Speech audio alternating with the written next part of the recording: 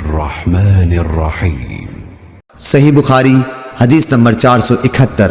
عبداللہ بن کعب بن مالک کو ان کے باپ کعب بن مالک رضی اللہ تعالی عنہ نے خبر دی کہ انہوں نے عبداللہ بن حضرت رضی اللہ تعالی عنہ سے اپنے ایک قرض کے سلسلے میں رسول اللہ صلی اللہ علیہ وسلم کے دور میں مسجد نبوی کے اندر تقاضا کیا۔ دونوں کی آواز کچھ اونچی ہو گئی، یہاں تک کہ رسول اللہ صلی اللہ علیہ وسلم نے بھی اپنے حجرے سے سن لیا۔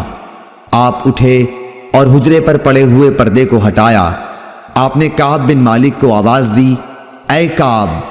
کعب بولے، یا رسول اللہ صلی اللہ علیہ وسلم، حاضر ہوں۔ آپ نے اپنے ہاتھ کے اشارے سے بتایا کہ وہ اپنا آدھا قرض معاف کر دے۔ حضرت کعب نے عرض کی، یا رسول اللہ صلی اللہ علیہ وسلم، میں نے معاف کر دیا۔ آپ نے ابن ابی حضرت سے فرمایا، اچھا اب چل اٹھ، اس کا قرض ادا کر۔